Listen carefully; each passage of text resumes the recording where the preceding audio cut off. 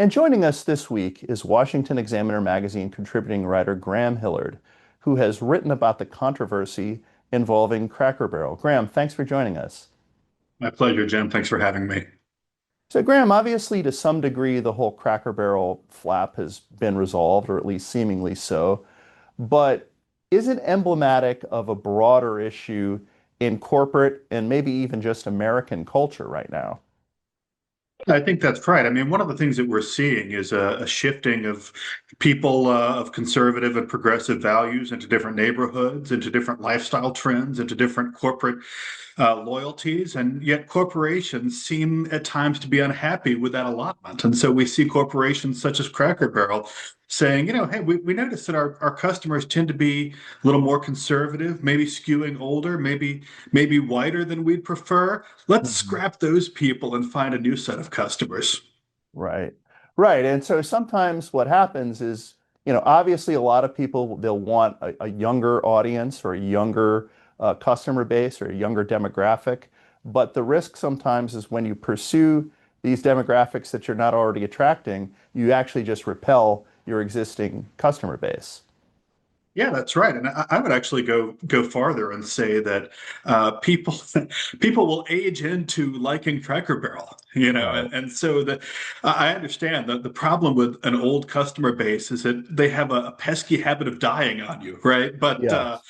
my sense is that there's youngsters coming up behind our oldsters who will one day be in the mood for those Southern fried knickknacks that at least used to hang on the walls. Right. Old people die, but young people get old. That's right. Yeah. So a lot of people who were critical of Cracker Barrel's attempted rebranding, since abandoned, thought they were trying to be woke. I thought an interesting point that you raise in your piece is whether there's a form of wokeness that's going on the right in terms of people being hypersensitive to perceived slights in the other direction. Yeah, that's right. And I mean, I think it's just part of the lamentable widespread divvying up of the American voting base into identity groups. And so, we've seen for years that people of color and people with various special interests are being pursued by politicians along those lines. And so it's in a sense inevitable, but certainly helped along by Donald Trump and his MAGA movement, that white people and particularly blue collar white people, who I think are kind of the core Cracker Barrel constituency, would begin to think of themselves in those terms. And so it's almost an amoral phenomenon. Whatever we think about, the politics of white grievance, it's just a fact that if you're Bud Light, if you're Walmart, if you're Cracker Barrel, you just cannot cheese off your customer base, right? Because they have been taught to think of themselves as an identity group like any other. So do you think what's happened with Cracker Barrel and what happened with Bud Light before that, do you think these are sort of cautionary tales that companies, at least with maybe more conservative customer bases, are going to be more reluctant to pursue these things in the future?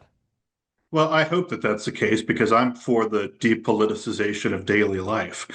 And I think Mhm. that there are some, I make this point in the article. I think there are some firms that are so dominant in American life that they can essentially do what they like. And I use the example of the NFL. Mhm. I can't imagine that there's a single human being in the world who's like, yes, end zone stenciling with social justice messages. This is exactly what I wanted. Right. I'm a Kansas City Chiefs fan.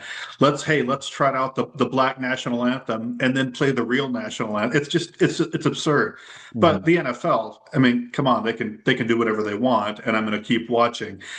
I think companies in the Cracker Barrel, John Deere, even the Walmart category, they have to be careful because there are alternatives out there. And if these legacy companies start aggravating their existing customers, I also think that the market will provide alternatives for people like my friends and me who don't want to support companies that seem to be antagonistic to our values. And I guess the only really big exception to that was Coca-Cola, where New Coke backfired without there even really being a political component to that. Yeah, it's a great point. And I think that, if Cracker Barrel had said, we're just we're gonna keep the stores the same, we're gonna keep the logo the same, but we're changing our menu. We've decided that gravy is bad for y'all. That's not quite ideological, although Robert F. Kennedy Jr. might disagree. But Right. I think that that would have annoyed people just the same. Yeah. A gravy-free vegan menu at Cracker Barrel. Yes, that's right. And the irony, and it's related to what we're talking about.